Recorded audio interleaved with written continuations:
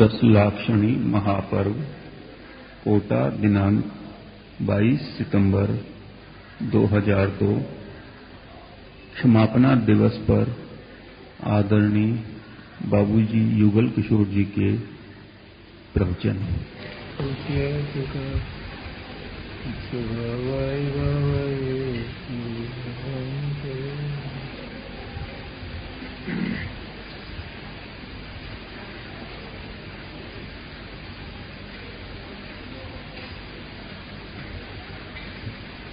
आज क्षमावाणी महापर्व का परम पावन दिवस है।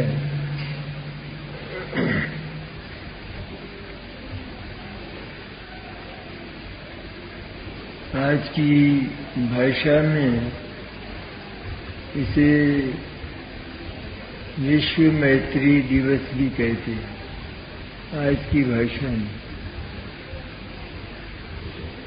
वैसे तो क्षमावाणी पर्व कहलाता है।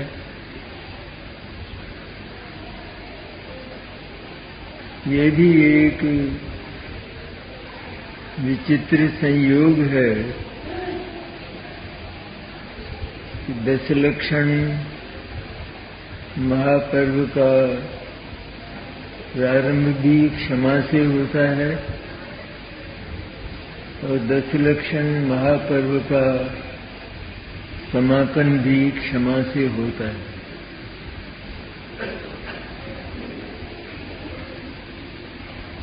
उसका कारण है दशलक्षण महापर्व में हम जो 10 धर्मों की अर्थात चारित्र की अथवा सम्यक दर्शन ज्ञान की जो भी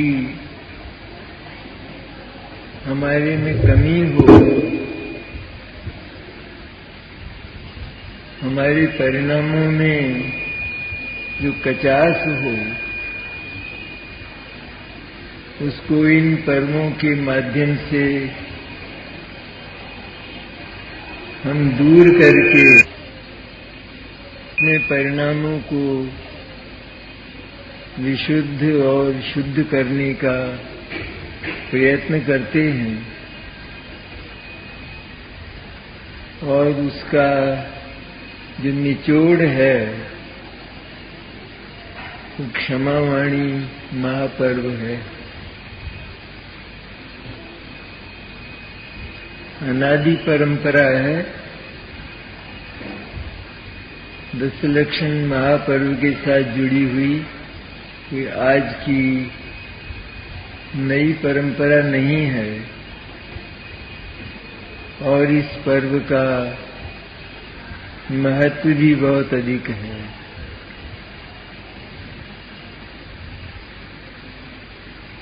क्षमा के साथ जो उत्तम शब्द है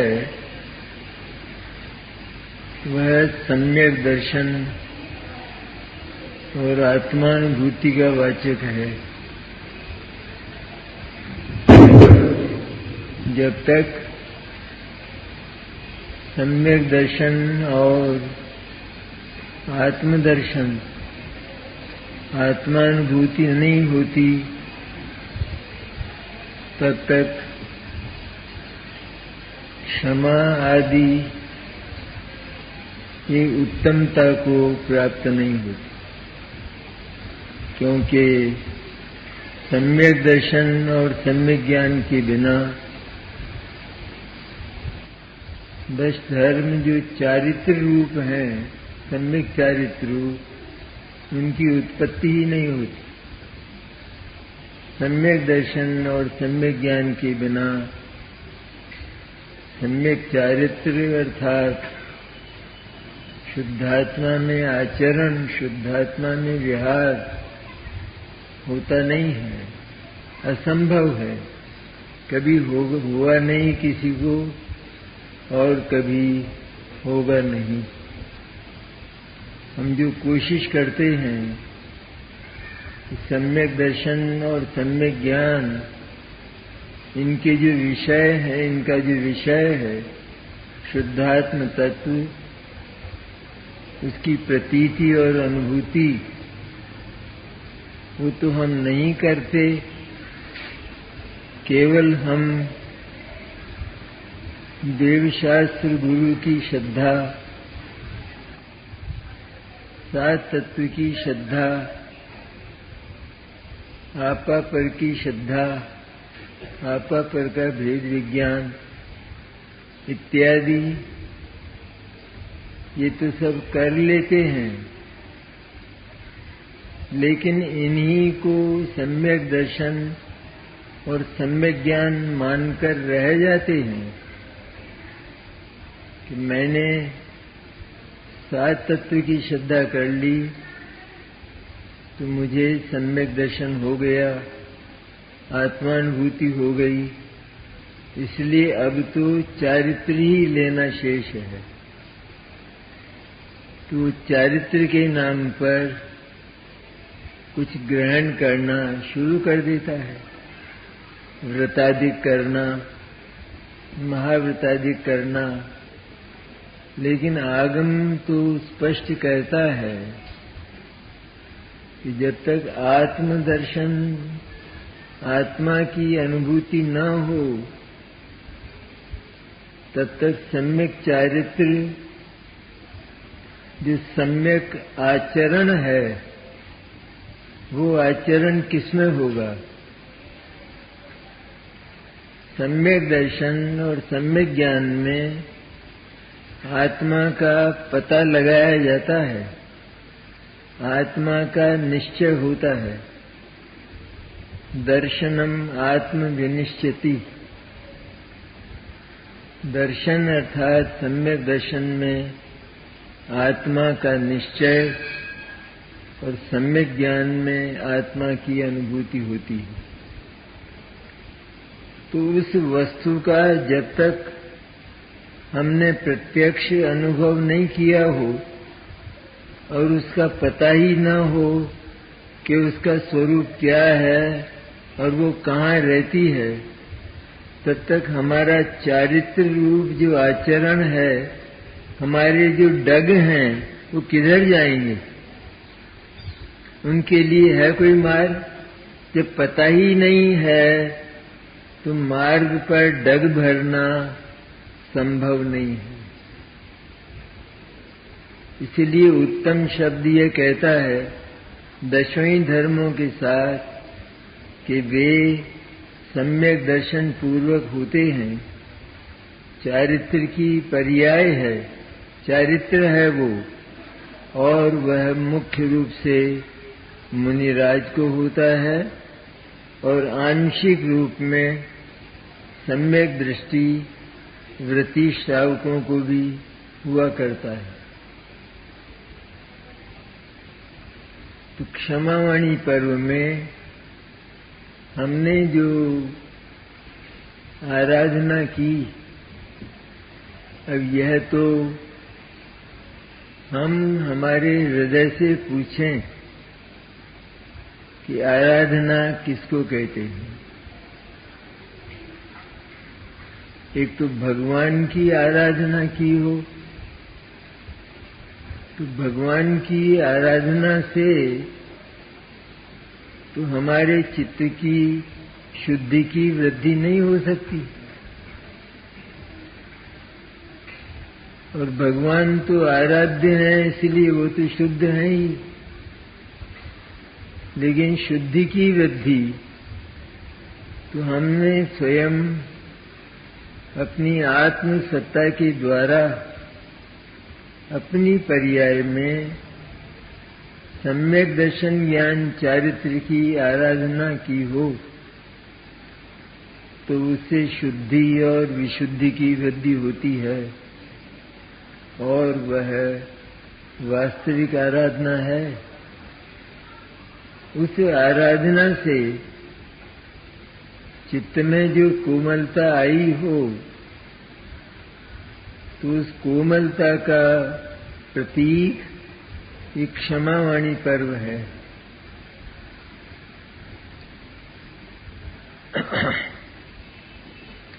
अब ये हम स्वयं अपने से पूछें कि हमने 10 दिन किस तरह बिताए हैं। वास्तव में केवल ये बाह्य अनुष्ठान करके हमने पर्व की इतिश्री मान ली है, पर्व की आराधना मानकर यह मान लिया है कि इतना कुछ किया है तो आत्मा को कुछ मिला ही होगा, मिला ही होगा। आत्मा में शुद्धि की वृद्धि हुई होगी, हुई होगी। यह तो बहुत ही नासमझी की बात है। मैंने भोजन किया है और उन व्यंजनों का रसास्वादन किया है तो स्वाद आया ही होगा, आनंद आया ही होगा और मेरे उदर की पूर्ति, क्षुधा की तृप्ति हुई ही होगी। मुझे क्या मालूम। तो इसी तरह हम पर्व के संबंध में ये कहें कि हमने इतना परिश्रम किया है और दिनों की अपेक्षा, तो उससे जरूर शुद्धि की वृद्धि हुई होगी। तो यह बात एकदम अपने साथ धोखा है, अपने आप की वंचना है। सचमुच तो शुद्धि की वृद्धि वो हमारे परिणामों में होती है, हमारे भावों में होती है। आत्मा तो भाव वाला, परिणाम वाला, विचार वाला तत्व है ना। या ये और किसी में हाथ पैर में होता है, माथे में होता है, हृदय में होता है। कहाँ होता है परिणाम?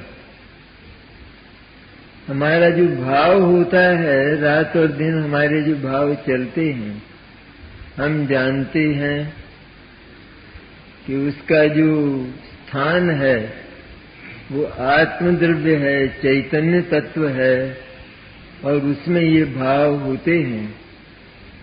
तो पर्व की आराधना से भावों में यदि शुद्धि प्रकट हुई है तो वो शुद्धि मेरे में प्रकट हुई है।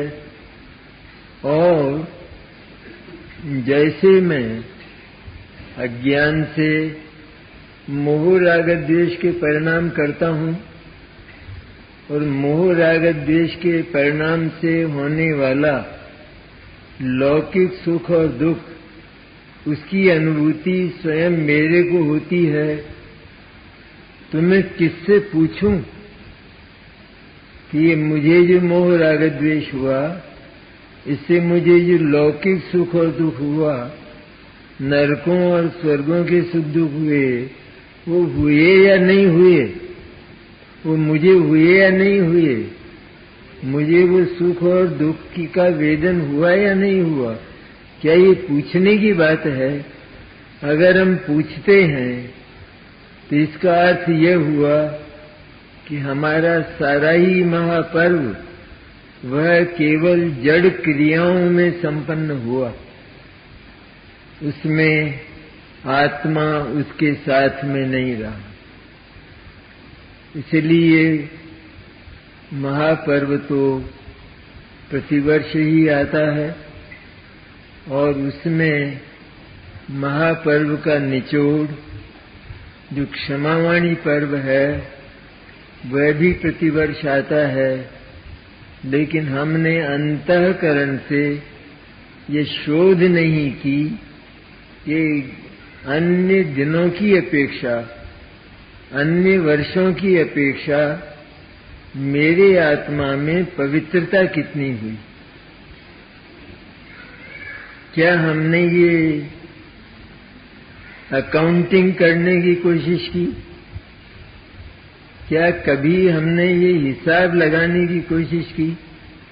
संभवतः नहीं की, बल्कि जान लिया कि हमने खूब पूजा अर्चना, दर्शन, प्रक्षाल, कलशाभिषेक ये सारे के सारे बहुत किए, तो इसका फल तो होता ही है निश्चित रूप में।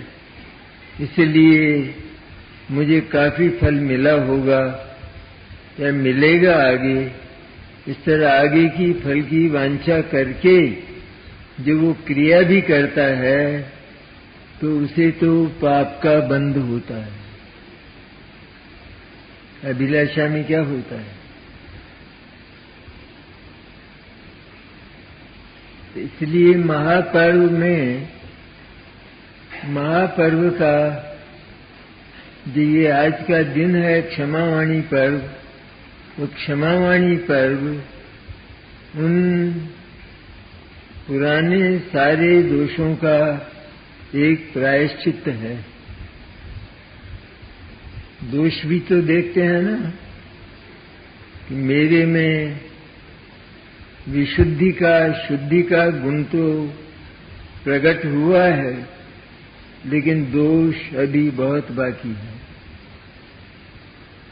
आचार्य अमृतचंद्र ने स्वयं कहा ना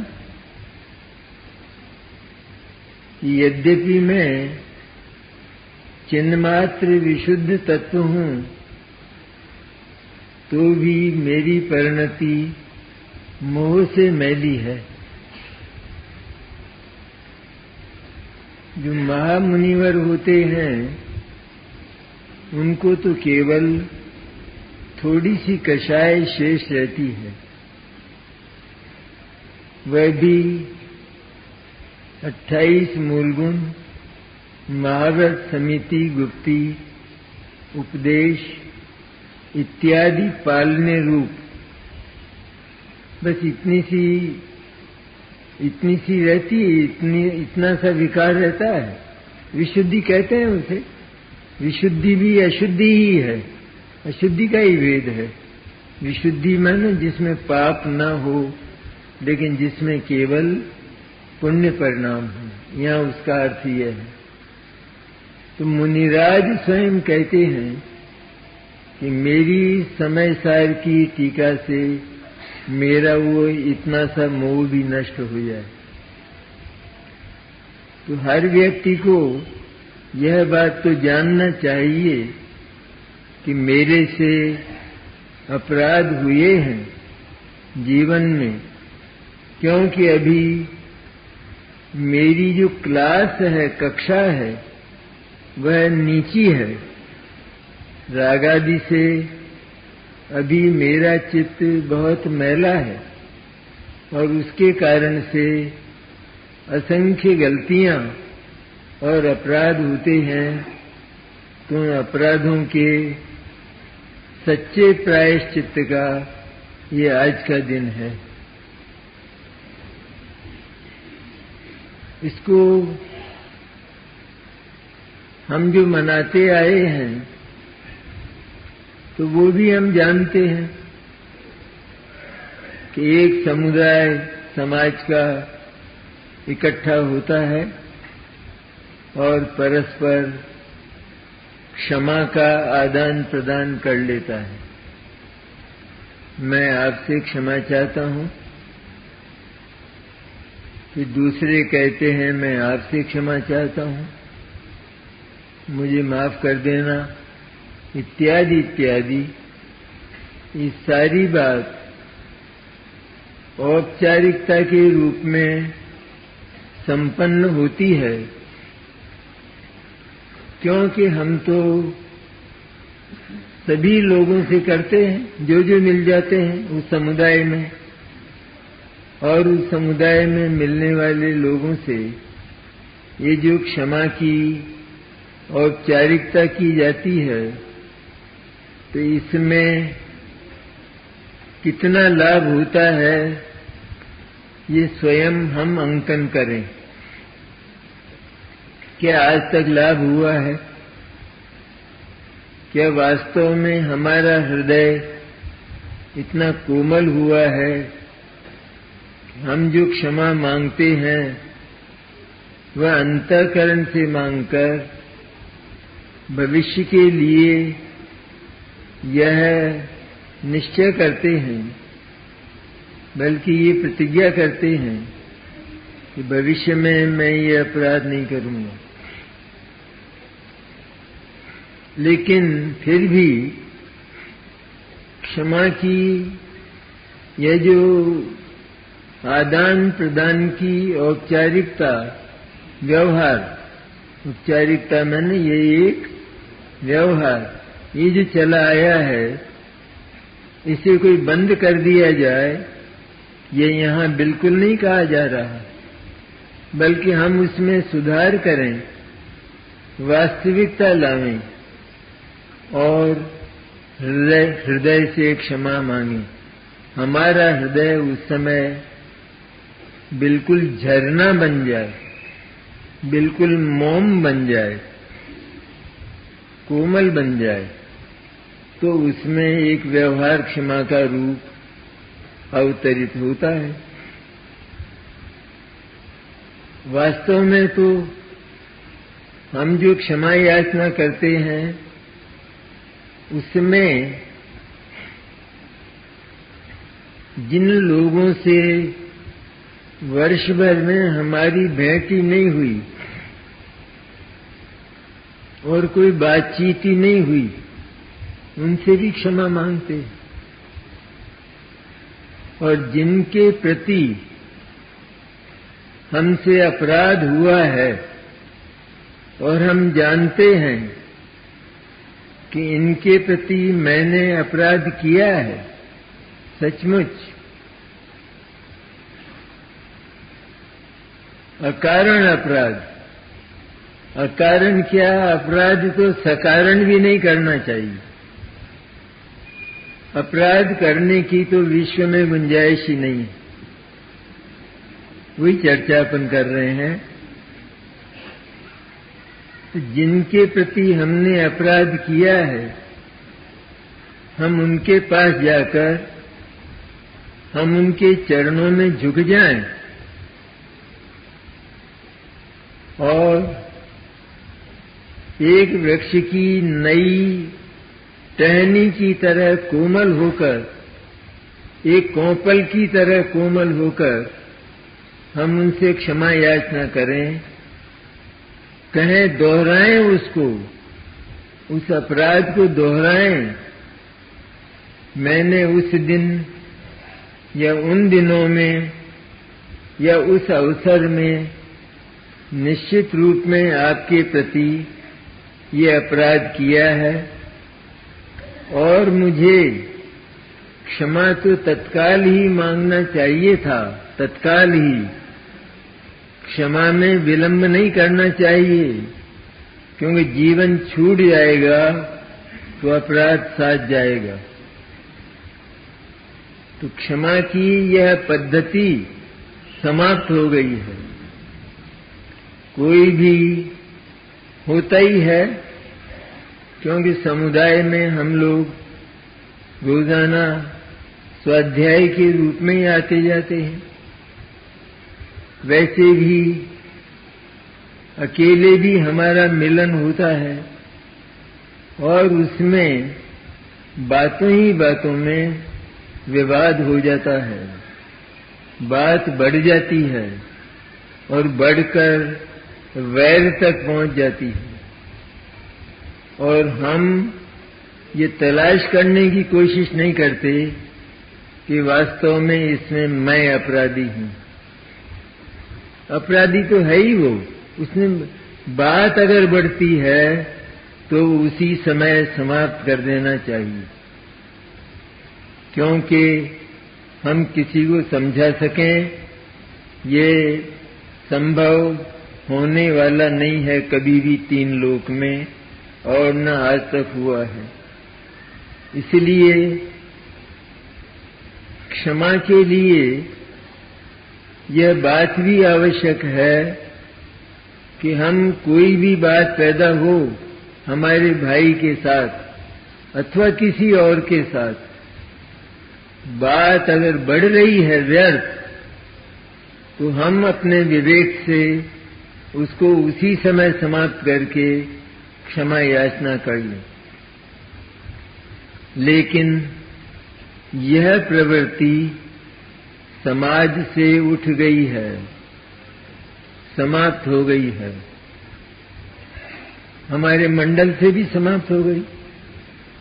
ये प्रत्यक्ष दिखाई देता है, क्योंकि परस्पर जो वार्तालाप होता है उसमें हम अपने आप को काफी बुद्धिमान समझते हैं और उसके कारण हम किसी दूसरे के द्वारा प्रस्तुत जो सत्य है कि यह जो वार्ता चल रही है इसमें परम सत्य यह है, आगम इस बात का साक्षी है, परंपरा इस बात की साक्षी है, इस बात को बिल्कुल न देखकर अपनी बुद्धि के बल पर हम उस विवाद को वैर तक ले जाते हैं, वैमनस्य तक ले जाते हैं और वह वैमनस्य हमारे चित्त में बना रहता है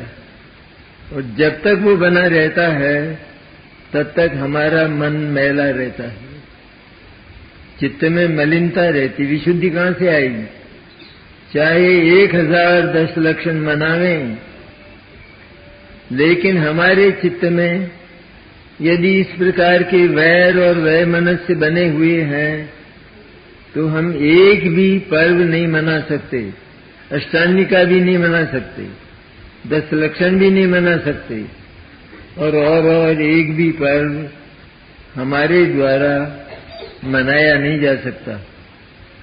क्या हम यहाँ वर्तमान में बैठे हुए याद करके इस बात को बोल सकते हैं कि मेरा किसी दिन किन्हीं भाई से, किन्हीं मुमुक्षु भाई से या किन्हीं अन्य जैन भाई से इस तरह का वार्तालाप हो गया था और उसमें अपराध मेरा था, लेकिन मैंने क्षमा नहीं मांगी, उसी समय मैं उनके चरणों में नहीं गिरा?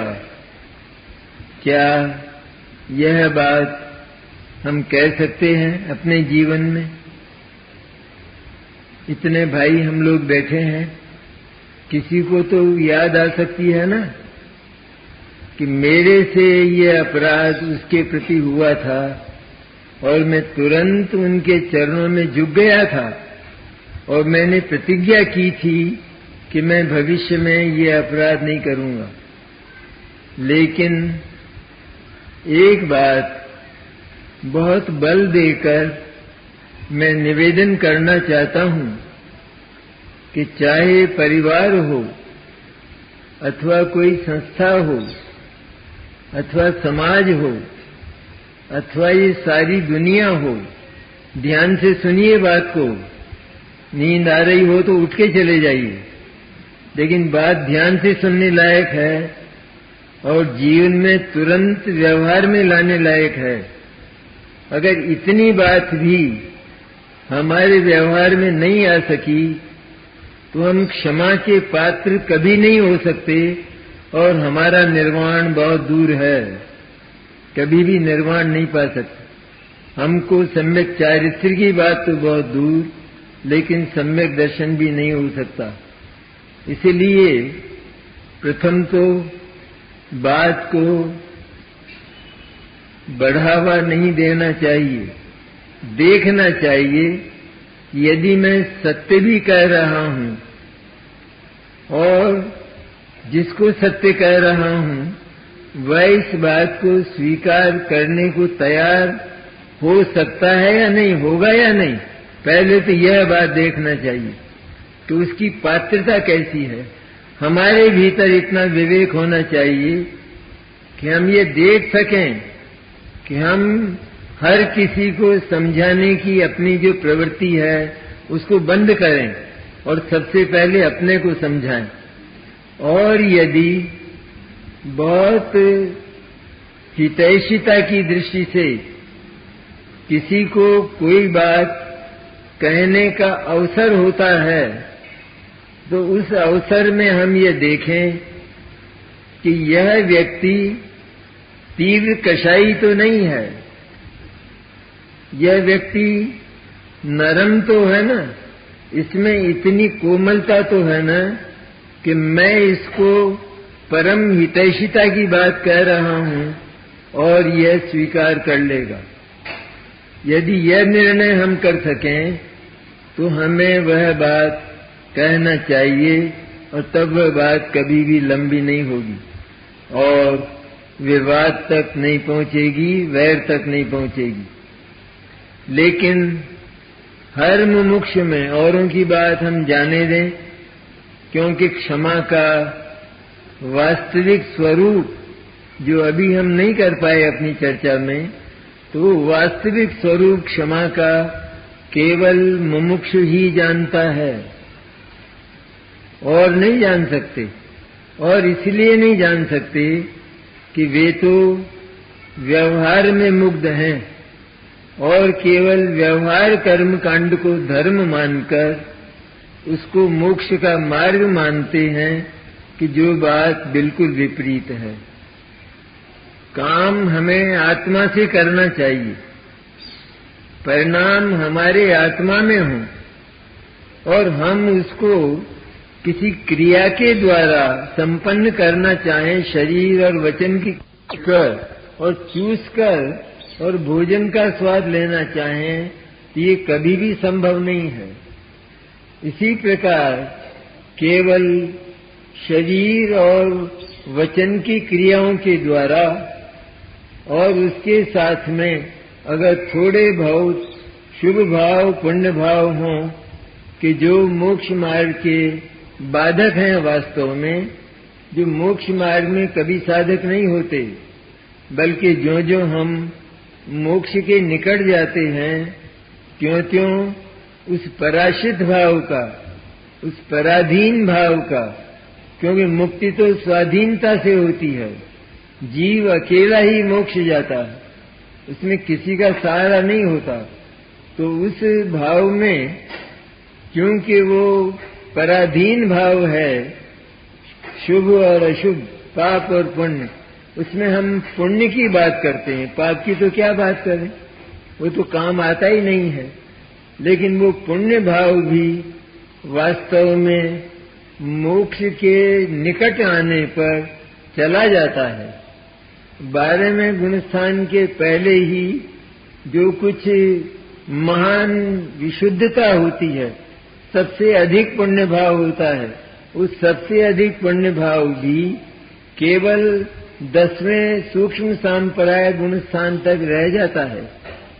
अगर हम उसको ये कहें कि तुम यहाँ तक मेरे साथ आए, मैंने तुम परिपालन भी किया इस व्यवहार का, इस व्यवहार की विशुद्धि का परिपालन भी मैंने किया और तुम यहाँ तक मेरे साथ आए, अब तुम मेरे साथ में चलो ना, कि मेरे साथ में चलो ना।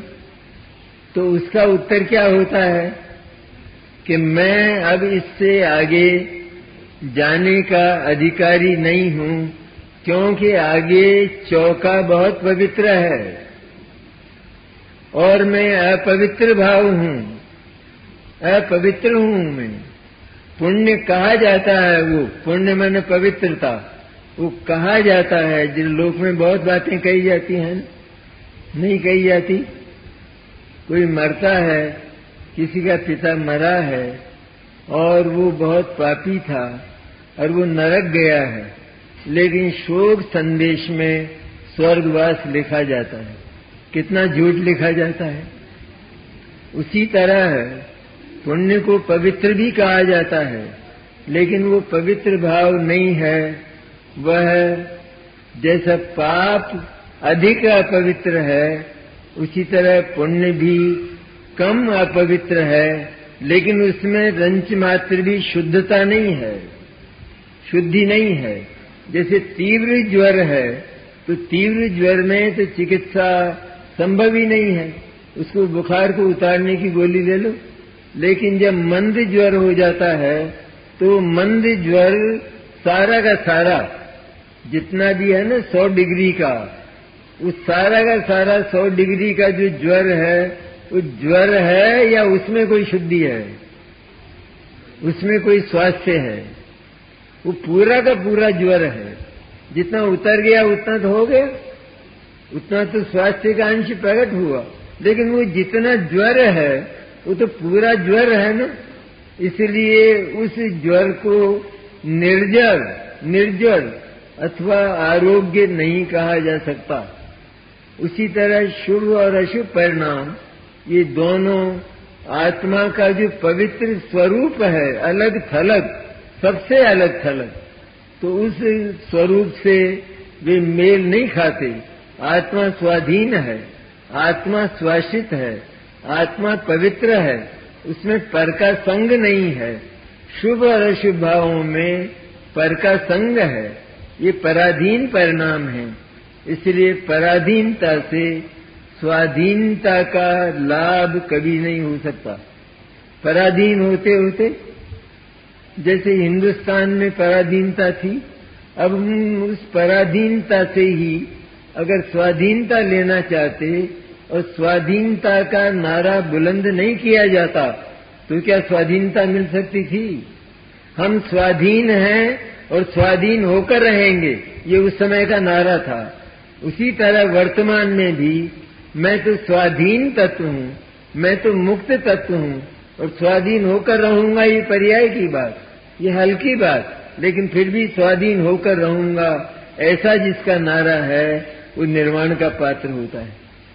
तो पुण्य का जो शुभ भाव है वह यहीं रह जाता है, और वो इतना ईमानदार है, ईमान भी है उसमें कि वह बिल्कुल आगे नहीं जाता कि आगे मेरे लिए कोई जगह नहीं है। जैसे हम ये कपड़े पहने हुए भगवान के सामने पूजा करने नहीं जा सकते, हम दूर ही रहेंगे। हमसे पूछा जाएगा पूजा क्यों नहीं करते हो, कि मेरे वस्त्र अभी शुद्ध नहीं है। तो हम शुद्धता न होने के कारण हम आगे नहीं बढ़ सकते हैं पूजा के क्षेत्र में। उसी प्रकार पुण्य का परिणाम भी शुद्ध नहीं है पर अशुद्ध है। अशुद्धता के दो भेद, एक पुण्य और एक पाप। तो उस अशुद्ध परिणाम से आगे नहीं बढ़ा जा सकता, इसलिए वह परिणाम 10वें गुणस्थान के अंत में 12वें गुणस्थान के प्रारंभ में समाप्त हो जाता है और वहाँ जीव वीतराग हो जाता है। वहाँ पाप का परिणाम भी नहीं रहता और पुण्य का परिणाम भी नहीं रहता। उदय हो भले ही, उदय से तो कोई मतलब ही नहीं है, वो तो वीतराग हो गया है। इस तरह हम ये जो कोमल परिणाम है, इन कोमल परिणामों की भूमिका को भी अगर अच्छी तरह नहीं निभा सकते तो हम मुक्ति का प्रयास, जो वास्तविक उत्तम क्षमा है और जो मोक्ष प्रदायिनी है, उसका परिपालन कैसे करेंगे? विशुद्धि तो पहले चाहिए ना, परिणामों में कोमलता तो चाहिए ना। अरे जीव इतना हल्का फुल्का हो, इतना हल्का फुल्का कि वह किसी से अगर वार्ता भी होती है तो उस वार्ता में वो अत्यंत नरम हो, वो किसी को मनाने का हट न करे, किसी को मनाने की जिद न करे, क्योंकि अगर वो जिद करता है तो वो तो कर्ता कर्म के अज्ञान का सेवन करता है। वो ये मानता है कि मैं इसे मना सकता हूँ। इसलिए परिणामों में पवित्रता हो तो ये घर की कलह जो रोजाना हुआ करती है पति पत्नी में, पिता पुत्र में, समाज में, ये जो कलह विसंवाद और झगड़े हुआ करते हैं, ये तो यूं ही समाप्त हो जाएंगे। ऐसी जो औपचारिकता है, उस औपचारिकता को भी हमें थोड़ी सच्चाई देना चाहिए। और ये क्षमा का वास्तव में तो आदान प्रदान होता नहीं। सच्चाई यह है, पक्की सच्चाई है ये, कि क्षमा न तो ली जाती है और क्षमा न दी जाती। अगर क्षमा ली जाए तो वह उस व्यक्ति तक नहीं पहुंचेगी। कोई अगर ये कहे कि मैं आपको क्षमा करता हूं, तो ये तो व्यवहार तो अच्छा है, ये तो चित्त भूमि को कोमल बनाने के लिए और आगे शुद्धात्मा तक बढ़ने के लिए अच्छा है। लेकिन अच्छा होते हुए भी ये मान लेना कि मैंने उसको क्षमा कर दिया, यह बात झूठ है। क्योंकि वो उसकी क्षमा का जो वचन है, उसको तो उसने उस व्यक्ति को छुआ ही नहीं। वचन हमारा जो मुंह से निकला वो तो वायुमंडल में विलीन हो गया, वो वहां तक पहुंचा ही नहीं। इसलिए क्षमा का आदान प्रदान नहीं होता। लेकिन ये जो आदान प्रदान परिणामों की विशुद्धि के लिए करने की जो परंपरा चल रही है, उस परंपरा को हमें सच्चाई देना चाहिए, हमें सही बनाना चाहिए।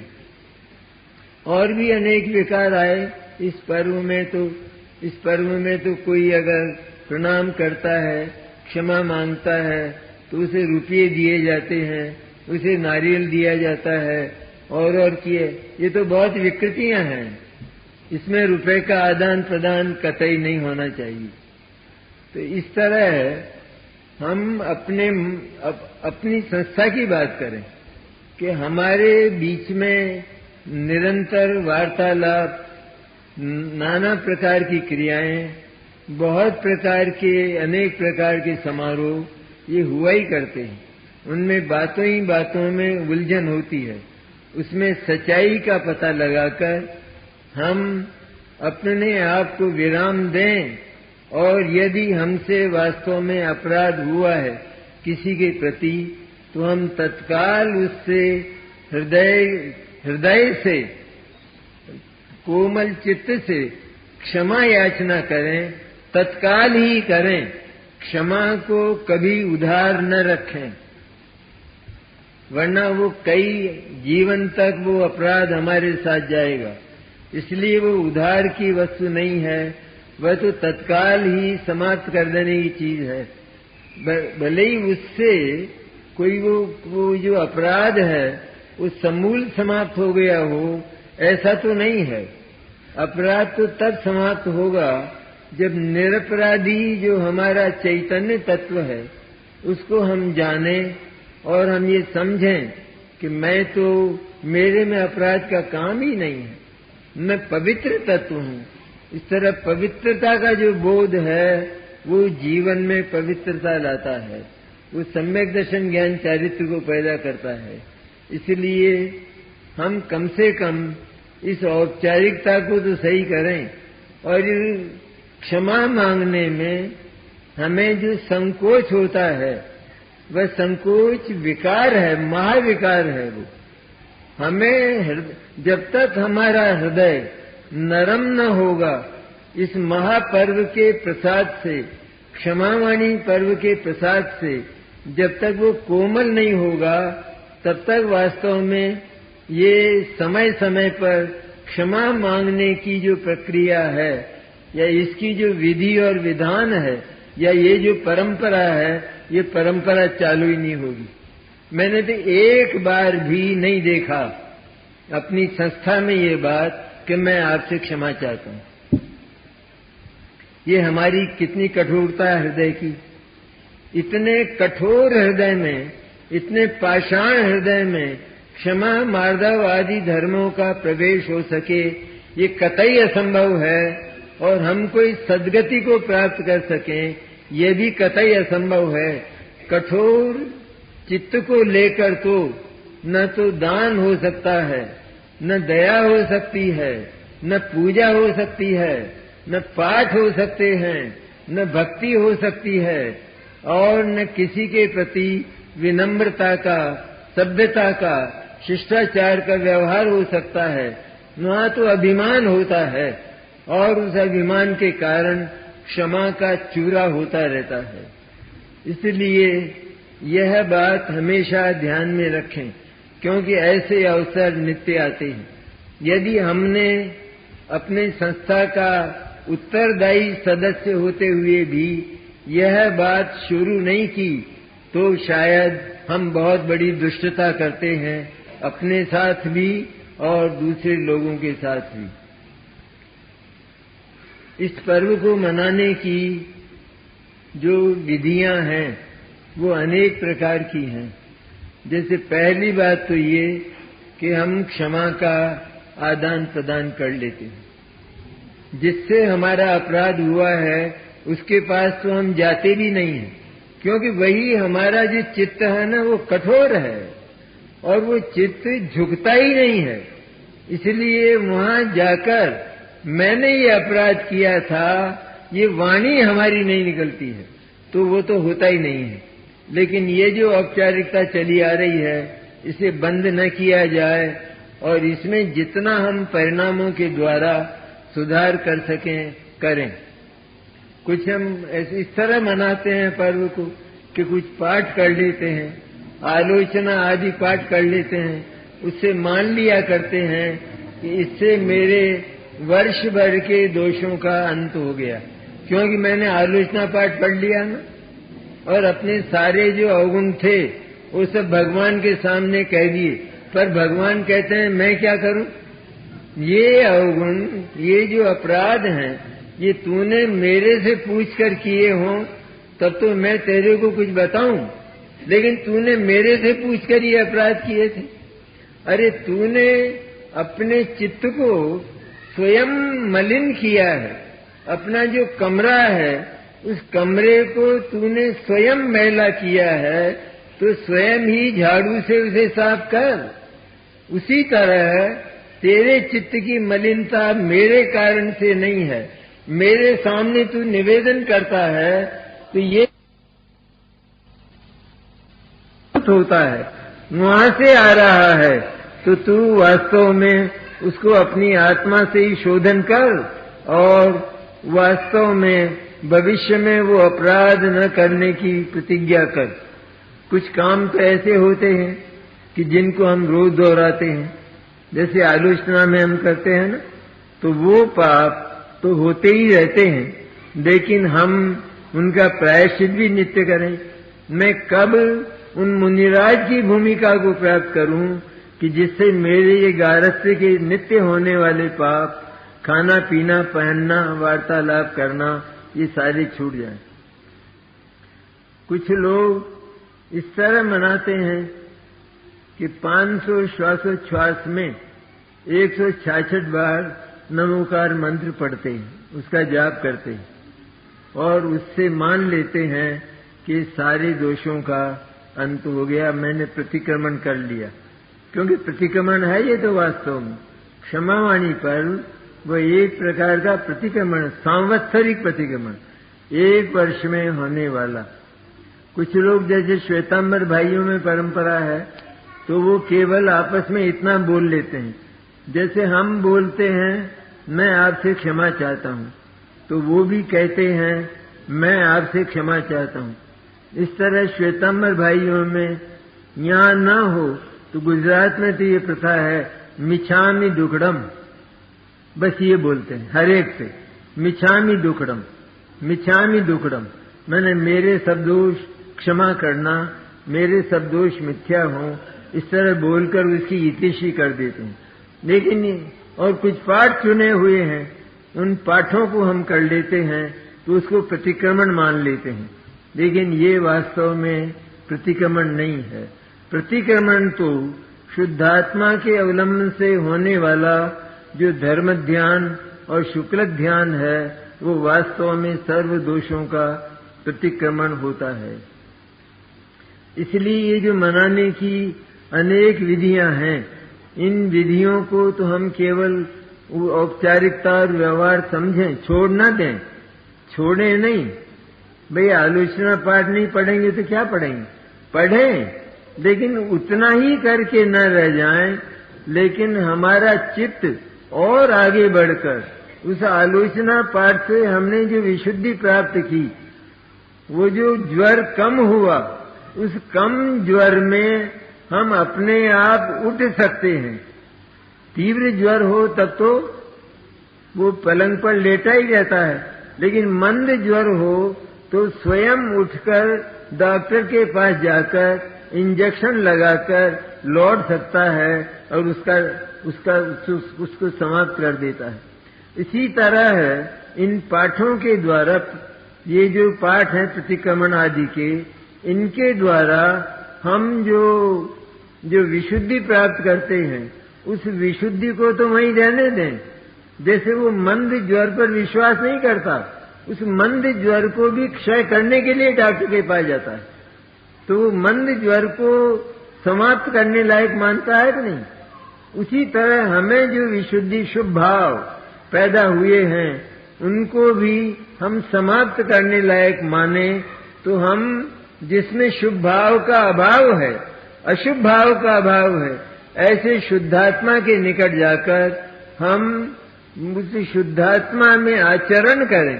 शुद्धात्मा में सबसे पहले तो शुद्धात्मा की प्रतीति करें, शुद्धात्मा में अहम करें, ये शुद्ध चैतन्य सत्ता ही मेरी है और कोई मेरा नहीं है। क्योंकि क्षमा में आदान प्रदान नहीं होता, इसलिए किसी ने हमारे अपराध को क्षमा किया और हमने ये मान लिया कि मेरा अपराध क्षम्य हो गया, इसने क्षमा कर दिया मेरे को और अब कोई झगड़ा नहीं रहा। लेकिन वहां आकर हमारा कोई मन पवित्र हो गया, ऐसा नहीं है। वो अपराधों से मुक्त नहीं हुआ है अभी। अपराधों से मुक्त तो तब होगा जब निरपराधी जो चैतन्य जीवास्तिक आए है, शुद्ध चैतन्य सत्ता है, शुद्ध जीव नाम का तत्व है, शुद्ध जीव नाम का पदार्थ है, उसके निकट जाकर वो परम पवित्र है, वो अनादि अनंत है, वो अक्षय है, तो वही वास्तव में हमारी शरण है। और कौन हमको क्षमा करेगा? हमने जितने भी विकार किए वो विकार जगत के खिलाफ किए, उससे जगत को लाभ और हानि हुई या उससे आत्मा को हानि हुई? जगत को हानि हुई। अरे मुनिराज के प्रति जो उपसर्ग किया करते हैं तो उससे मुनिराज की हानि हुई, उसकी स्वयं की हानि हुई ना, क्योंकि उसके परिणाम अत्यंत नीच हैं। इसलिए वह महा अपवित्रता का सेवन करता हुआ दुर्गति की ओर जा रहा है। इसी तरह हमने जितने भी ये परिणाम किए हैं पाप और पुण्य के, शुभ और अशुभ, क्रोधमान माया लोभ के, हिंसा झूठ चोरी कुशील परिग्रह के जितने परिणाम किए, वे सारे के सारे परिणाम अपना आत्मा जो पवित्र तत्व है अनादि अनंत होने के कारण। क्यों है वो पवित्र? आत्मा शुद्ध क्यों है? आत्मा शुद्ध इसलिए है क्योंकि उसका किसी के साथ संपर्क नहीं है, उसका किसी के साथ संबंध नहीं है, उसमें किसी की मिलावट नहीं है और उसमें पर्याय नहीं है। पर्याय नहीं है आत्मा में। आत्मा ध्रुव है ना, ध्रुव कभी नष्ट नहीं होने वाला। तो नष्ट होने वाली पर्याय उस ध्रुव में कहाँ मिल जाएगी, कैसे चली जाएगी? परस्पर विरुद्ध जो तत्व हैं उनका परस्पर मेल नहीं होता, वे एक दूसरे में शामिल नहीं होते। इसलिए पर्याय भी भले ही अपवित्र हो अथवा पवित्र हो, लेकिन वह आत्मा के भीतर नहीं पहुंचती, आत्मा में एक नहीं होती। इस तरह पवित्र और अपवित्र पर्यायें इन सबसे न्यारा और परद्रव्यों से न्यारा, जिसकी सीमा में किसी का प्रवेश न हो, जिसमें कोई न जा सके, ऐसा जो पवित्रतम हमारी चैतन्य सत्ता है, उस चैतन्य सत्ता की पवित्रता को हम जब शुभ और अशुभ परिणाम, क्रोध मान माया लोभ के परिणाम करते हैं तो वहां पर्याय में अपवित्रता होती है। वास्तव में दूसरे का हमारे परिणामों से कोई लाभ या हानि होती हो, ऐसा नहीं है। कहा जरूर जाता है मेरे कारण से, मेरे परिणामों से, मेरी क्रिया से आपको इतना नुकसान हुआ। तो ये कहना तो चाहिए। हम कहना भी बंद कर दें तो दुष्ट हो गए, हमारे परिणाम कठोर हो गए, निर्दय हो गए। इसलिए कहना बंद न करें। कहना तो हमारा हृदय की कोमलता से चालू ही रहे। मेरे से आपके प्रति इतना अपराध हुआ, मैंने आपका इतना नुकसान कर दिया, इत्यादि इत्यादि बातें। लेकिन इनको हम ये मानकर बैठ जाएं कि इससे मेरा आत्मा पवित्र हो गया, ये होने वाला नहीं है। क्योंकि हम ऐसी भूमिका में बैठे हैं कि जहां इस प्रकार के छोटे मोटे गलतियां और अपराध होते रहते हैं और हम उनकी क्षमा याचना करते रहते हैं। इसलिए चाहे परिवार हो, संस्था हो, कोई भी हो, वहां पर क्षमा मांगने की जो पद्धति है उसको तो प्रारंभ कर ही देना चाहिए। उसमें जो संकोच करता है वह तो दुष्ट परिणामी जीव है। उसे मुझे शर्म आती है, मुझे इनसे क्षमा मांगते शर्म आती है, मुझे इसके सामने झुकते शर्म आती है। मुझे ये क्योंकि वो ये जानता है कि मैं संकोच क्यों करता हूं, क्योंकि मेरा ये जो अपराध है ये अपराध निरर्थक है, यद्यपि व्यर्थ है। मैं किसी से बोलता हूं तो दुष्टता से बोलता हूं, निर्दयता की भाषा बोलता हूं, असभ्यता की भाषा बोलता हूं। तो ये जो भाषा मैं बोलता हूं और मैं ये जो मेरी क्रिया और कर्म होते हैं घर में या संस्था में, तो ये कभी छूटने वाले नहीं हैं। तो इसलिए वो यह जानकर कि ये छूटने वाले तो है नहीं, और अगर मैं इनसे क्षमा मांगता हूं तो मेरे तो ये फिर दोबारा अभी से चालू हो जाने वाले हैं, इसलिए कैसे क्षमा मांगूं। ऐसा जानकर वह दुष्ट व्यक्ति वह क्षमा याचना भी नहीं करता। तो ये तो चित्त की इतनी बड़ी दुष्टता है कि जिससे कभी भी क्षमा की आशा नहीं की जा सकती। इसलिए क्षमा वास्तव में तो ये तो औपचारिकता व्यवहार की बातें हमने की कि जो हमारे जीवन में होनी ही चाहिए, होनी चाहिए। लेकिन इसको ये जो मेरे से अपराध होते हैं, हुए हैं, इनसे वास्तव में मुक्त होने का वास्तविक उपाय क्या है? कि वास्तविक उपाय तो अपवित्रता का नाश करने के लिए पवित्रता की शरण है। हम जो जैन श्रावक हैं, तो जैन श्रावक होते हुए भी हमारे भीतर खान पान इत्यादि की, बोलचाल इत्यादि की, व्यवहार में देवशास्त्र गुरु की श्रद्धा की इत्यादि कई प्रकार की अपराधिनी वृत्तियां पैदा हो गई हैं ना? हुई हैं कि नहीं? ये अपराधिनी वृत्तियां पैदा हो गई हैं। तो इन अपराधिनी वृत्तियों को हम केवल भगवान के सामने हाथ जोड़कर, हे भगवान मुझे क्षमा करना, मैं आपका दास हूं, मैं आपका चरण चंचरीक हूं, इससे वह धुलने वाली नहीं है, प्रक्षालित होने वाली नहीं है। क्योंकि वास्तव में तो जो अपवित्रता है वो तो पवित्रता की शरण लेने पर होती है। तो जैन श्रावक में यदि कुछ दुर्गुण आ गए हैं, रात को खाता है, जमीकन खाता है, आलू खाता है, टीवी देखता है और दुनिया भर का व्यवहार करता है, कठोर बोलता है, निर्दय बोलता है, असभ्य बोलता है, अशिष्ट बोलता है, इत्यादि इत्यादि करता है, तो ये सारी बातें उसके मन की, उसके परिणाम की या उसके स्वयं के परिणाम की अपवित्रता है कि जो उसने स्वयं उत्पन्न की है। स्वयं उत्पन्न की हुई जो अपवित्रता है वो तो पवित्रता को स्वीकार करके, जब तक पवित्रता का दर्शन न हो, जब तक पवित्रता के पास न जाए और पवित्रता को जीवन में न लावे, तब तक उसका नाश नहीं हो सकता। हम भगवान से कहें, भगवान ये मेरे राग द्वेष और क्रोधादि कषाय आप इनका क्षय क्यों नहीं करते हो? आपने वो भी तारे, अंजन भी तारा, निरंजन भी कर दिया और ये कर दिया, तो मेरे साथ ही आपकी ऐसी क्या कठोरता है? तो कहते हैं वो तो सारी की सारी भक्ति के प्रकार हैं। भक्ति में इसी प्रकार की विधि हुआ करती है।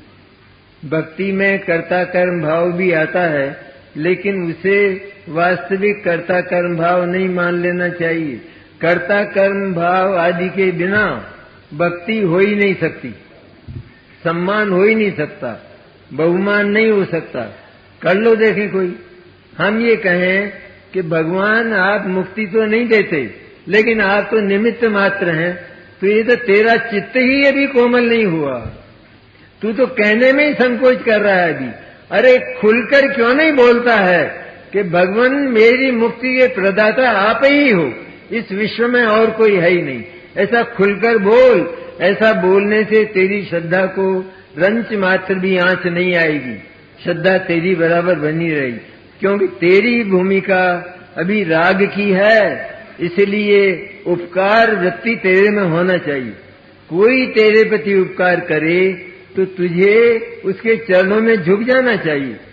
अरे हम भटक गए हों कहीं बहुत दूर और उस भटकन में हमें रास्ता नहीं मिल रहा हो, तो वहां अगर कोई हमें मार्ग बता देता है तो उसने हमारा कितना उपकार किया है।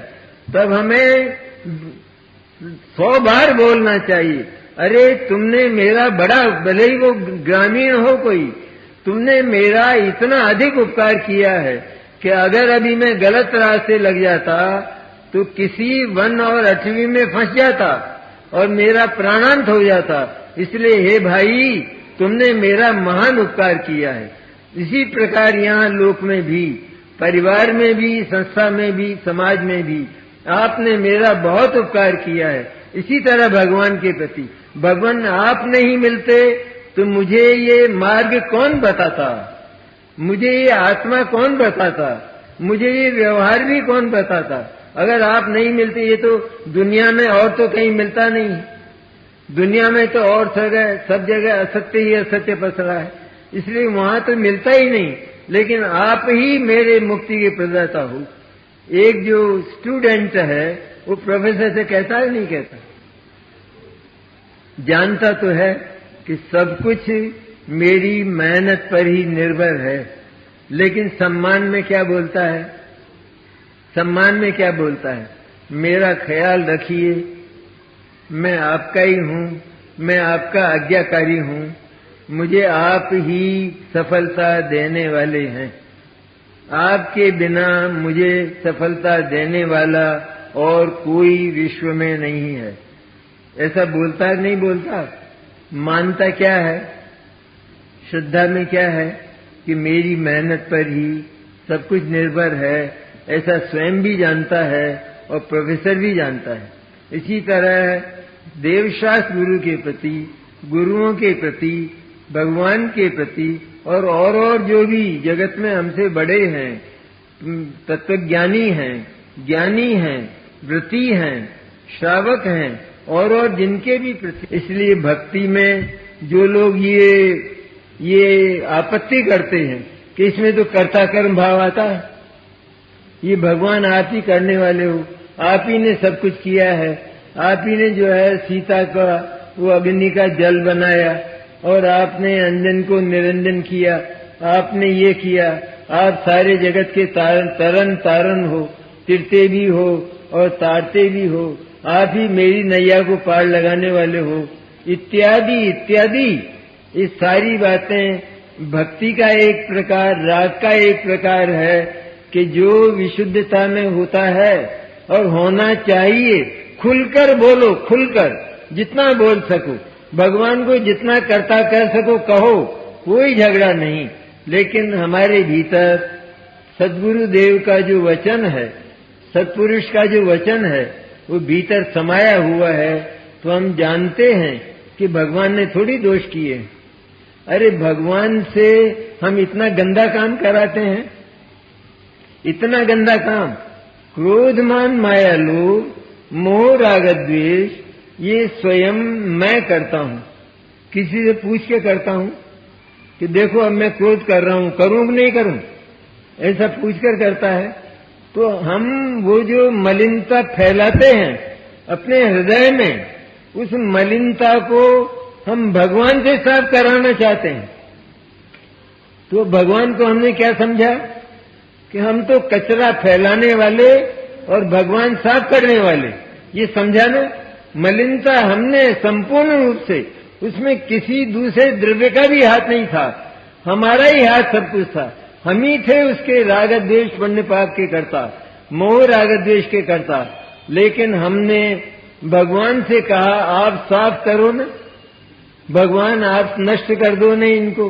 कि मैं क्यों नष्ट, मैं कैसे नष्ट करूं भाई, मैं तो तेरे को छू भी नहीं सकता, तेरे भीतर प्रविष्ट हो भी नहीं सकता, मेरा परिणाम तेरे भीतर जा भी नहीं सकता, इसलिए असंभव बातें मत कर।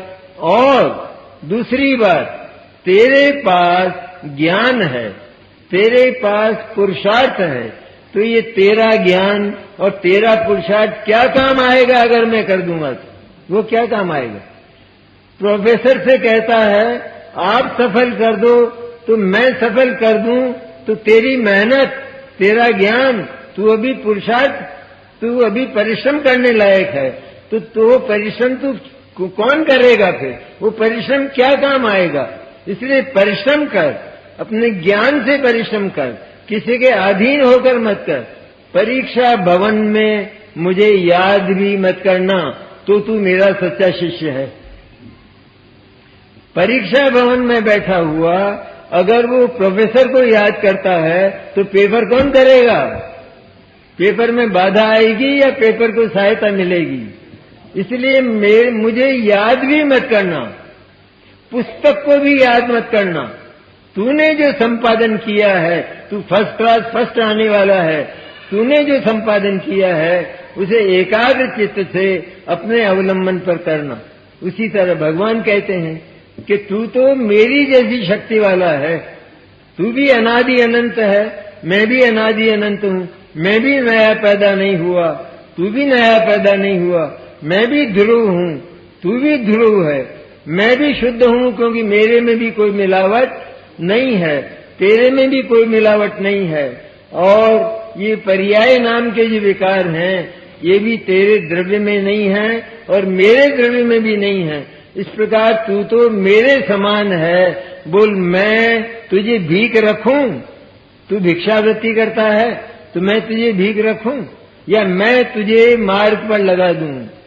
केवल मैं तो मार्ग बता सकता हूं, इससे आगे मेरी कोई गति नहीं है। लोक में भी यही होता है, कोई ये कहे आप मेरे साथ चलो, वो कहता है मैंने आपको रास्ता बताया, आप इस रास्ते पर चले जाओ। तो इस तरह भगवान की भक्ति में नाना प्रकार होते हैं, लेकिन वे प्रकार कर्ता कर्म नहीं समझना चाहिए। खुलकर चित्त को नरम करके, कोमल करके जो भगवान की भक्ति करता है तो उसको पुण्य का बहुत बंध होता है, वो सातिशय पुण्य होता है। उस पुण्य का जब उदय होता है तो तत्वज्ञान का संयोग मिलता है और तत्वज्ञान के बल पर वो मोक्ष मार्ग की आराधना करता है। ये क्षमा का व्यवहार रूप है सारा का सारा। और भी मैंने इसमें जो प्रतिक्रमण किया जाता है उस प्रतिक्रमण के भी 7 वेद हैं। दैवेशिक प्रतिक्रमण, रात्रिक प्रतिक्रमण, पाक्षिक प्रतिक्रमण, मासिक प्रतिक्रमण, षण्मासिक प्रतिक्रमण, सांवत्सरिक प्रतिक्रमण और उत्तमार्थ प्रतिक्रमण, ऐसे भेद हैं। तो रोजाना जैसे मुनिराज तो करते ही हैं, मुनिराज तो नित्य करते हैं।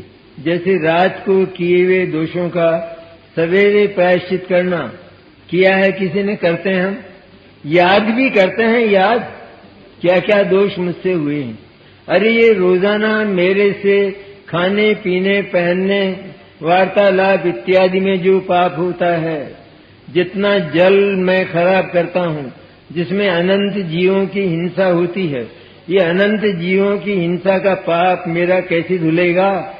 तो मैं औरों से तो क्षमा मांग लेता हूँ कि जिनसे मेरा कोई संपर्क ही नहीं है, और इन जीवों से भी कि जो जल के द्वारा, अग्नि के द्वारा, वायु के द्वारा मेरे निमित्त से नष्ट होते हैं, उनसे भी मेरा कोई संपर्क नहीं है।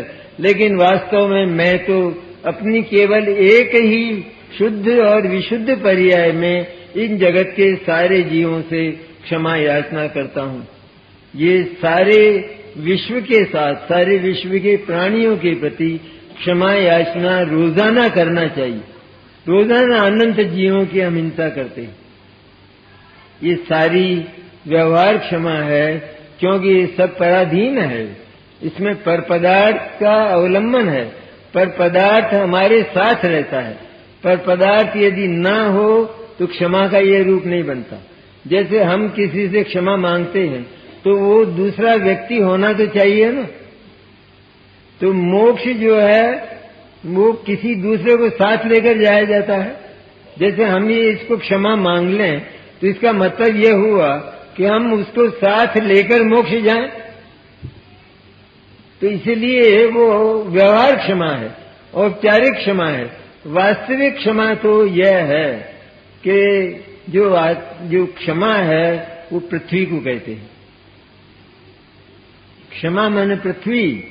और पृथ्वी कैसी होती है कि पृथ्वी पर चाहे जितने संकट हों, चाहे जितनी विपत्तियां आवें, चाहे जितने आंधी, तूफान, झंझावात, प्रलय, ये कितने ही बाढ़, अनेक प्रकार की बाढ़, ये कितने ही पृथ्वी पर आवें, लेकिन पृथ्वी की हमने आज तक आ भी नहीं सुनी, आ भी नहीं होती।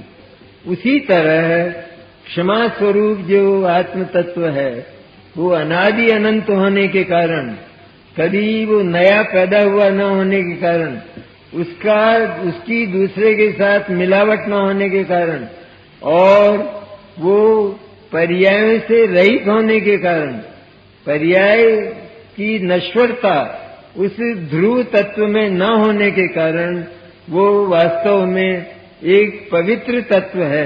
पवित्र कैसे रहा? अपवित्रता तब होती है जब मिलावट होती है। एक की दूसरे में मिलावट होती है तो अपवित्रता होती है। आत्म तत्व में आज तक किसी की मिलावट, यहाँ तक कि अपनी कल्पनाओं के द्वारा हमने मोह राग द्वेष के जो विकार अपने भीतर पैदा किए, उनकी पहुंच भी आत्म तत्व तक नहीं। वो भी आत्मा में नहीं जाते हैं, आत्मा में नहीं मिलते हैं। इसलिए परद्रव्य की बात तो बहुत दूर रही, लेकिन अपनी पर्याय का, यहाँ तक कि निर्मल सिद्धों की अनंत पर्यायें सिद्धों के द्रव्य में नहीं मिलती, क्योंकि वो तो नश्वर है ना, और ये अविनश्वर है, अविनाशी है। ये इस तरह अविनाशी और परम पवित्र, पवित्रता की बात करना है ना आज तो ज्यादा। अविनाशी और पवित्र ऐसा जो मेरा आत्म तत्व है, ये आत्म तत्व ही वास्तव में मेरी पवित्रता को उत्पन्न करने वाला और बढ़ाने वाला है। सबसे पहले सम्यक दर्शन की जो पवित्रता पैदा होती है, वो भी इस आत्म तत्व को पवित्र मानकर इसका दर्शन अर्थात इसमें अहम करने से और सारे जगत से ममत्व तोड़ देने से पैदा होती है। ये पहली पवित्रता सम्यक दर्शन, सम्यक ज्ञान, आत्मानुभूति की। और दूसरी पवित्रता सम्यक चारित्र की, कि ये जो मैंने सम्यक दर्शन और सम्यक ज्ञान में जिस पवित्र आत्म तत्व की सत्ता का सुनिश्चित रूप में निश्चय किया है, तो मैं उसी में आचरण करूं। कहाँ जाऊंगा? कहाँ जाएगा? भोजन तो घर में बना है और रसोई में जाने पर ही हमारी क्षुधा की तृप्ति होती है, ये तो हुआ। अब हम उस रसोई को छोड़कर और सड़क पर घूमते फिरें तो क्षुधा की तृप्ति होगी। तो उसी तरह है ये जो आत्म तत्व है, इस आत्म तत्व में ही सब कुछ है, पवित्रता है। तो हम पवित्रता के लिए, पवित्र सत्ता के रूप में आत्म तत्व अनादि अनंत पड़ा हुआ है, तो हम पवित्रता के लिए उसके पास न जाकर भगवान के पास जाएं, तो भगवान अपनी पवित्रता हमको कैसे बांट देंगे, कैसे देंगे? वो तो असंभव बातें हैं, उनकी तो चर्चा ही नहीं करना। इसलिए केवल उस ध्रुव अविनाशी पवित्र ज्ञायक, पवित्र चैतन्य सामान्य, ऐसा जो अभेद अखंड आत्म तत्व है, निरावरण, ऐसे निरावरण अखंड अभेद और पवित्रतम आत्म तत्व के निकट जाकर हम पहली आराधना सम्यक दर्शन और सम्यक ज्ञान की करें तो वो पैदा होता है, और इसके बाद सम्यक चारित्र का जन्म होता है। और वो सम्यक चारित्र भी सम्यक दर्शन और सम्यक ज्ञान ने जिस पवित्र आत्म तत्व का निश्चय किया है वो आचरण उसी में करता है, उसी में विहार करता है, उस चैतन्य वाटिका में ही वो विहार करता है चारित्र, और उसी में लीनता करके अतीन्द्रिय आनंद की, वास्तविक आनंद की अनुभूति होती है। तो ये हमारी भूमिका तो अभी नीची है। चारित्र भी सम्यक दर्शन और सम्यक ज्ञान के साथ में निश्चित रूप में चारित्र के अंश का जन्म होता है।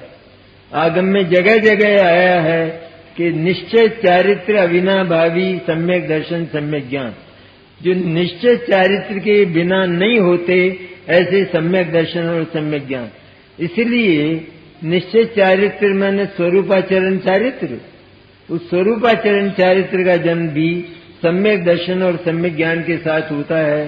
तो हम अपनी शक्ति के अनुसार इस सम्यक दर्शन, सम्यक ज्ञान और सम्यक चारित्र के द्वारा आत्मा की आराधना, आत्मा की उपासना, आत्मा की लीनता, आत्मा की श्रद्धा ज्ञान और आत्मा की वृत्ति, आत्मा का आचरण यदि ये हम करते गए तो हम मुक्ति तक पहुंच सकेंगे।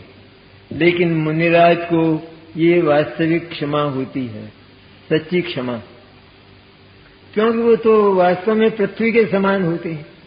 मुनिराज खड़े हैं और अनेक प्रकार की विपत्तियां, जिनको हम विपत्तियां कहते हैं, ये विपत्तियों की, संकट की, उपसर्ग की ये भाषा हमारी है।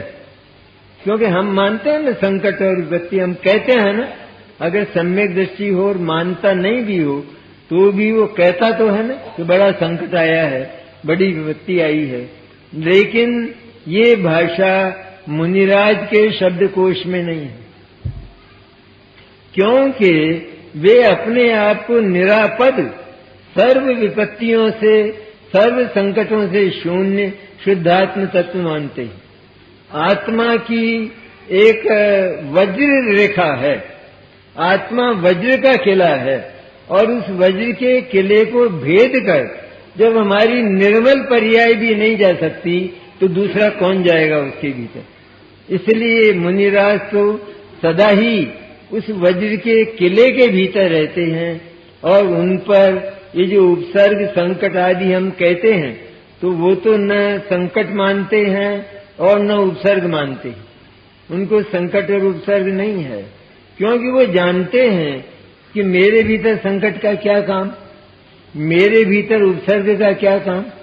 मैं तो इन संकटों और उपसर्गों से पार सदा ही वज्र के किले में रहने वाला एक सम्राट हूं, और मैं तो इसी में निरंतर आनंद की केलियां करता हूं, इससे बाहर मैं निकलता ही नहीं हूं।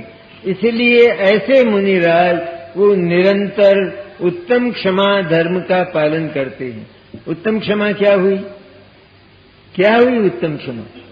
इसमें आया कोई विकार, कोई पुण्य पाप का भाव आया, क्रोध मान माया लोभ के भाव की संभावना है, किसी से क्षमा मांगने और किसी को क्षमा देने की संभावना है, इसमें कुछ भी नहीं है, क्योंकि वो क्षमा स्वरूप है, माने पृथ्वी स्वरूप है। वो जो शुद्धात्मा है, वो जो शुद्धात्म तत्व है, उस शुद्धात्म तत्व का जिसने अवलंबन लिया सदा के लिए, शुद्धोपयोग के द्वारा, शुद्धात्मानुभूति के द्वारा, वो वास्तव में वो मुनिराज उत्तम क्षमा के धारक होते हैं।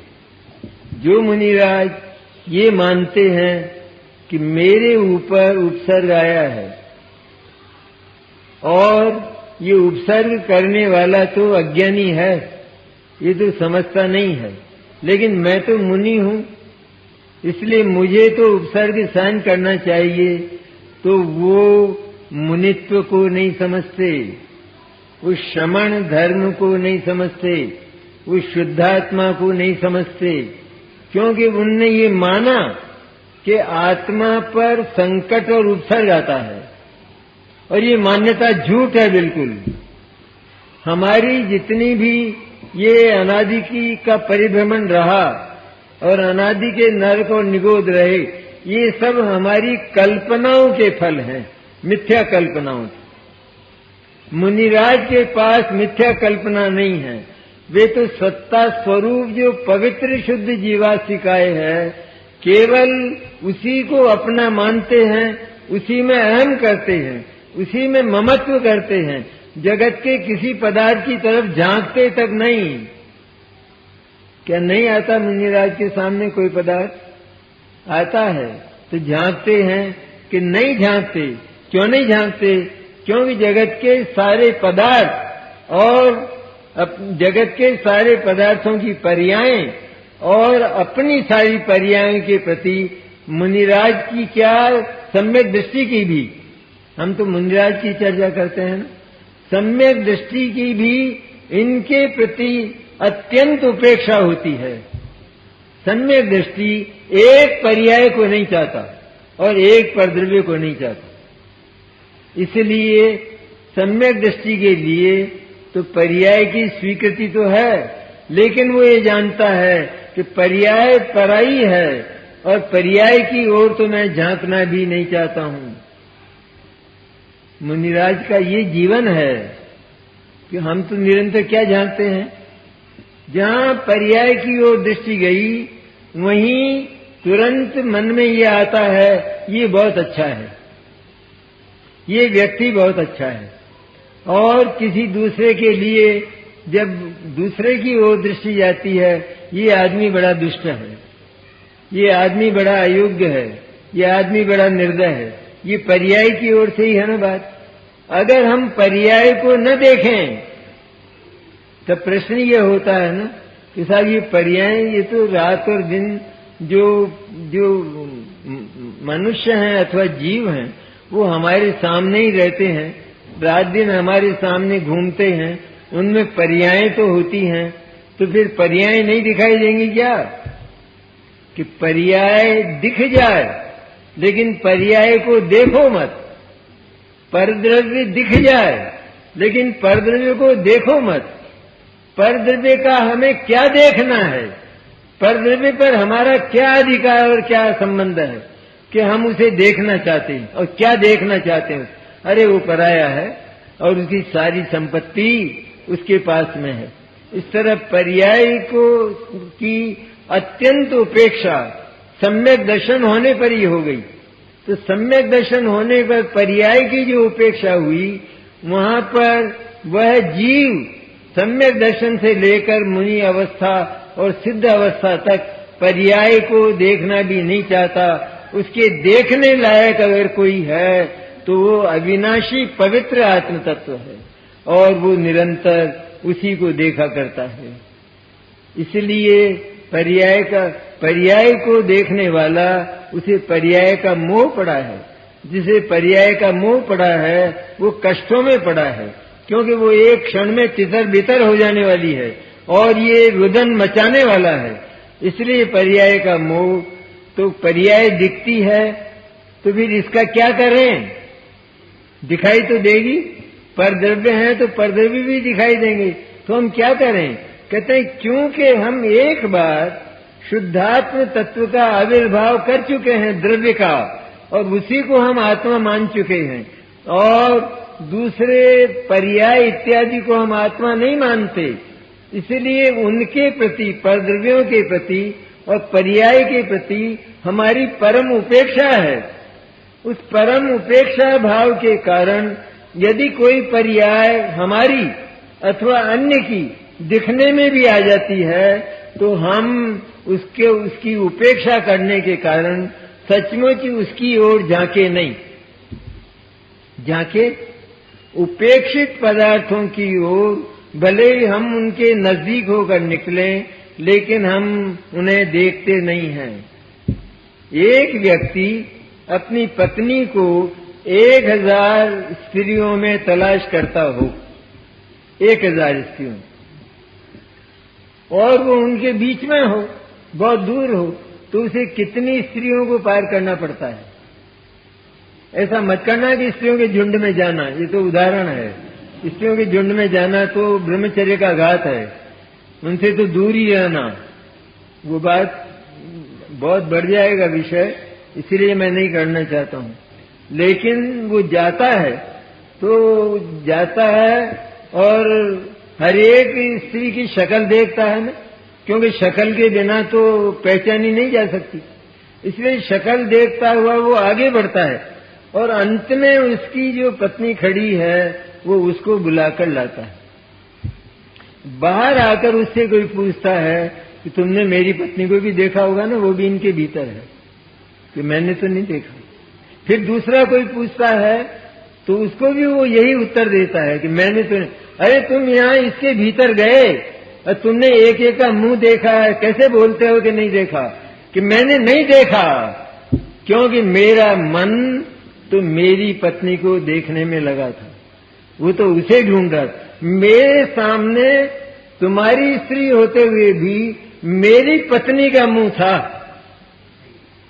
दूसरे का नहीं था। इसलिए सारे ही मुंह मेरे लिए उपेक्षित थे।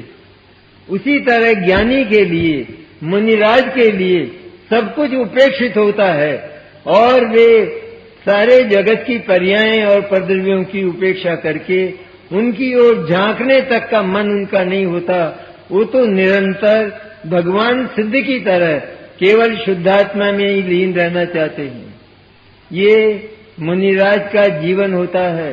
मुनिराज स्वरूप मंथर होते हैं। वे स्वरूप में उस शुद्धात्म वाटिका में जाने के बाद वहां से बाहर नहीं निकलना चाहते। इस तरह मुनिराज सच्ची उत्तम क्षमा को धारण करते हैं। जो ये मानता है कि मैं उपसर्ग झेलता हूँ, उसने तो ये माना कि वो जो अनादि अनंत वज्र का बना हुआ जो शुद्ध चैतन्य तत्व है, जिसका कभी क्षय नहीं होता, उस पर उपसर्ग आता है। उसने तो ये माना ना, और उपसर्ग आता है तो उसका नुकसान भी होता है, उसने ये माना। इसलिए उसने तो अपने आप को नुकसान वाला तत्व माना है। उसने तो ये माना है कि इन उपसर्ग और परीक्षाओं से मेरा नुकसान होता है। अथवा दूसरी बात ये मानी कि मैं मुनि हूँ और उपसर्ग और परिचय झेलता हूँ। तो उपसर्ग और परिचय झेलता है आत्मा। अरे आत्मा तक वो उपसर्ग और परिचय पहुंचा ही नहीं तो झेलने की बात उत्पन्न कहाँ होती है? वो तो खड़ा ही नहीं हुआ। उपसर्ग और परिचय तो उसे छुआ ही नहीं, वो तो बाहर ही रहा। इसलिए उपसर्ग और परिचय मुनिराज ने न कभी झेले और न अनंत काल तक कभी झेलेंगे। इस तरह मुनिराज भगवान सिद्ध की तरह उस अपनी चैतन्य वाटिका में ही निरंतर विहार करते हुए इस उत्तम क्षमा धर्म का पालन करते हैं।